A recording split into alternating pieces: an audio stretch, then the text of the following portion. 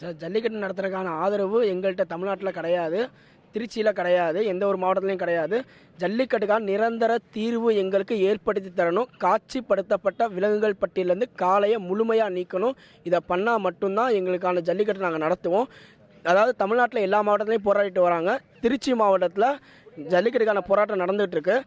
இதுக்கு அடுத்த கட்ட போராட்டம் நாங்கள் என்ன பண்ண போகிறோம் அப்படின்னா, வர குடியரசு தினம் ஜனவரி 26 அன்னைக்கு இந்தியாவே அதிர்ற மாதிரி பிளாக் ரீபப்ளிக் டே அனௌன்ஸ்மெண்ட் பண்ணுறோம்.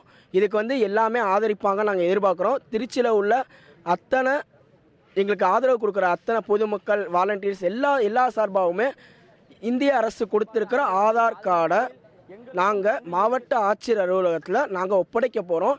மாவட்ட ஆட்சியர் அலுவலகத்தில் ஒப்படைக்க மாட்டோம். மாவட்ட ஆட்சியர் அலுவலகம் இங்கே வரட்டும். அப்படி இங்கே வரலனா கூட பரவாயில்ல, ஆதார் கார்டு ஒப்படைக்கப்படும். இது அடுத்த கட்ட போராட்டம். அதற்கு அடுத்த கட்ட போராட்டம் இது நாங்கள் அறிவிச்சிருக்கோம்.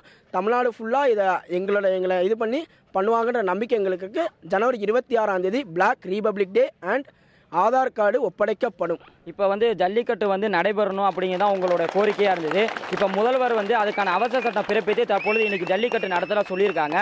இதை எப்படி பார்க்குறீங்க சார்? ஜல்லிக்கட்டுக்கான அவசர சட்டத்தை இன்றைக்கி பிறப்பிச்சிட்டாங்க சார். இது ரொம்ப சந்தோஷமான விஷயம்தான். ஆனால் இதே இன்றைக்கி அவசர சட்டம் பிறப்பிச்சிருக்க இந்த தமிழக அரசு ஏன் இதற்கு முன்னாடி, அதாவது ஜனவரிக்கு முன்னாடி அவசர சட்டம் பிறப்பிக்க முடியலை? ஏன்னா இந்த அவசர சட்டத்தை எந்த குடியரசுத் தலைவர் கையெழுத்து போடலை. மத்திய உள்துறை அமைச்சகம், மத்திய சுற்றுச்சூழல் துறை அமைச்சகம், மத்திய கலாச்சார பண்பாட்டுத்துறை அமைச்சகம், இந்த 3 அமைச்சகம் மட்டும்தான் கையெழுத்து போட்டிருக்கு.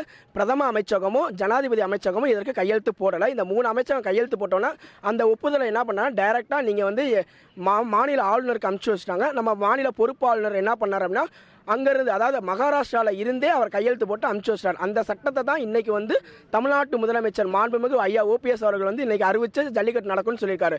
ஸோ எங்களுக்கு இது தேவையில்லை. மத்திய அரசு முறைப்படி அறிவிக்கணும், ஜனாதிபதி ஒப்புதல் வரணும்.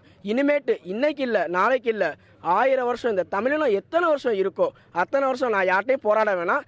ஜனவரி மாதம் பொங்கல் வர்றப்ப அழகாக நாங்கள் எப்பயும் போல் ஜல்லிக்கட்டை நடத்திட்டு நாங்கள் வீட்டுக்கு திருவிழா மாதிரி இந்த ஜல்லிக்கட்டை கொண்டாட்டு நாங்கள் வரணும். இதுதான் எங்களுக்கு வேணும். ஸோ இன்றைக்கி நான் நடத்திடுவேன், நாளைக்கும் நடத்திடுவேன். அடுத்த வருஷம் எங்கள் மக்கள் எங்கே போவாங்க? நாங்கள் போராடிக்கிட்டே இருக்கணும். இந்த போராட்ட குணம் தமிழ்நாட்டை இருக்குது தான் ஒத்துக்கிறோம். ஆனால் போராட்ட குணம் முடிவு எடுத்துட்டோம். ஸோ இந்த முடிவுக்கு ஒரு முழுமையான எங்களுக்கு சொல்யூஷன் வேணும். அது வரைக்கும் நாங்கள் இங்கே தான் உட்காந்துருப்போம். இது எத்தனை தடை வந்தாலும் சரி, தமிழ்நாட்டில் எத்தனை தடை வந்தாலும் சரி, எங்கெங்கெல்லாம் எங்களுக்கு என்னென்னமோ நியூஸ் வந்துக்கிட்டே தான் இருக்குது. எந்தெந்த நியூஸ் வந்தாலும் பரவாயில்ல, நாங்கள் இதை தொடர்ந்து நடத்திக்கிட்டே இருப்போம். எங்களுக்கு தேவை நிரந்தர தீர்வு. நன்றி.